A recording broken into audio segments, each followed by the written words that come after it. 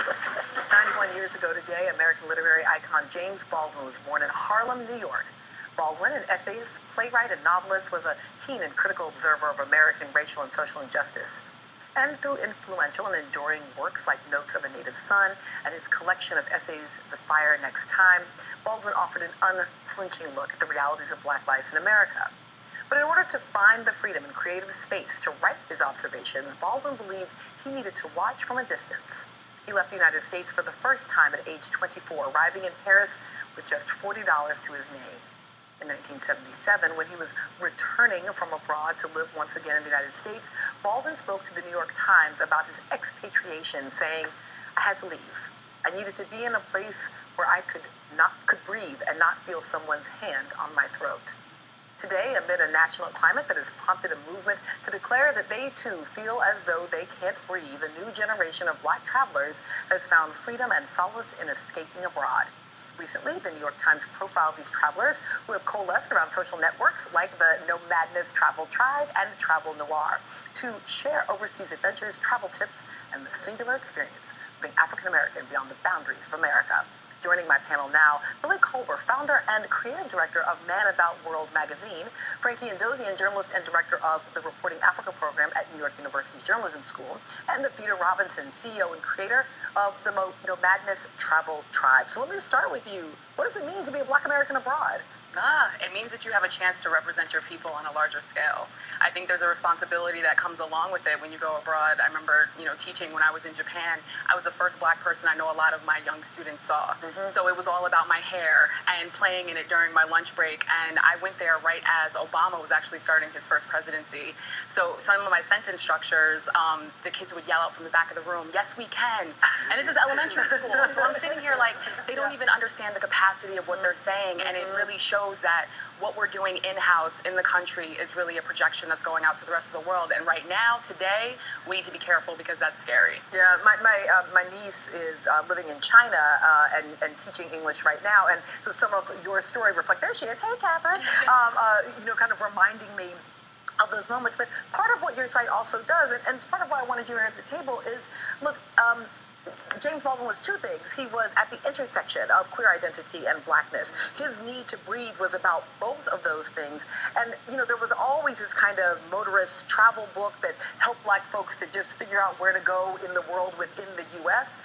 And it's also a space where, there are parts of the country where parts of the world where identities are policed or criminalized, where it's actually dangerous to be a person of color, to be a woman, to be gay. Right. There are 76 plus countries today where it is illegal to be homosexual. And gay people face some of the same trouble that Black people face in traveling. And I think they also compound themselves. So you talk about Black gay people traveling, it's an even broader conversation. But a lot of the themes, I think, that Avita brought up are really very similar. It's the connection between identity and culture that you discover when you travel, not only about the people you are seeing, but about yourselves. Baldwin said, I met a lot of people in Europe. I even encountered myself. Right. So That's it. And yet I wonder if there is still a kind of American imperialism associated with, let me go use somebody else's country to find myself, right? And so how do we do it in a way that doesn't extract that resource as well? Excellent. I think that one way that we could do this is to make space for our brothers and sisters who are African or other brown people around the world traveling.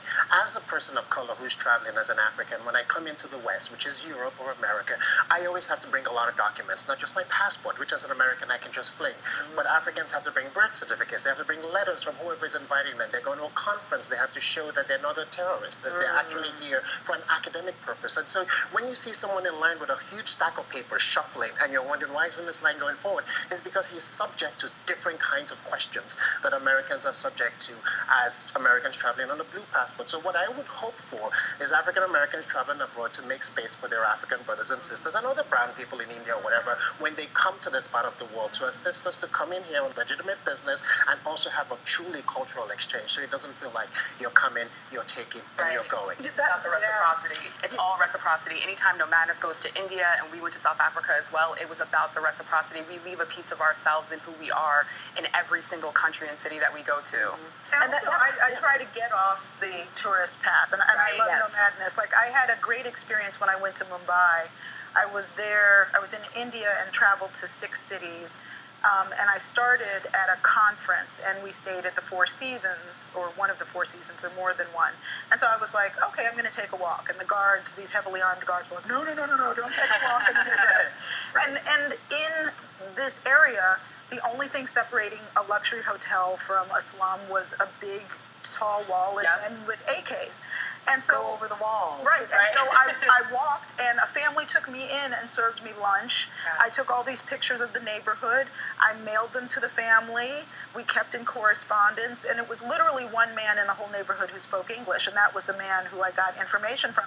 You can end up having powerful experiences. What you just said there, I just want to put a pin in for a moment, because that idea about linguistic capacity, that one of the things that is often troubling about Americans is that we often speak only English, maybe one other European language, and I wonder how that limits us as world travelers. Well, what I tell people all the time is that if these other countries want to make money, there's somebody there that speaks English. Let's just be real.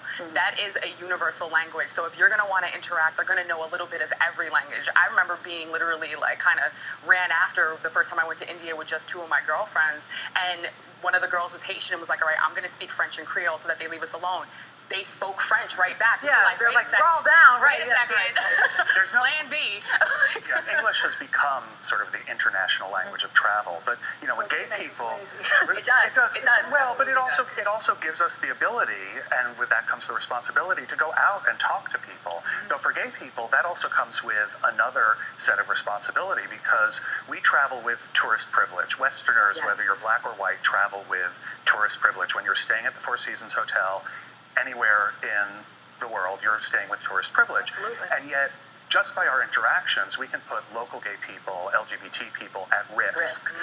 So for us, even meeting people comes with its own risk, and it's something we talk about in Man About World magazine all the time. So we can also learn a few words of Swahili or Yoruba or Igbo or Tree when we go places, and not just come in with, Western, we're better than you, we only speak English. I mean, you go to Paris, people don't talk to you if you speak English. So we can make the effort. And Paris, I want to learn a few words of Tree. I want to learn a few words of Clearly, we needed a half hour. Thank you to Billy Kolber for today. Frankie Andozian and Evita Robinson.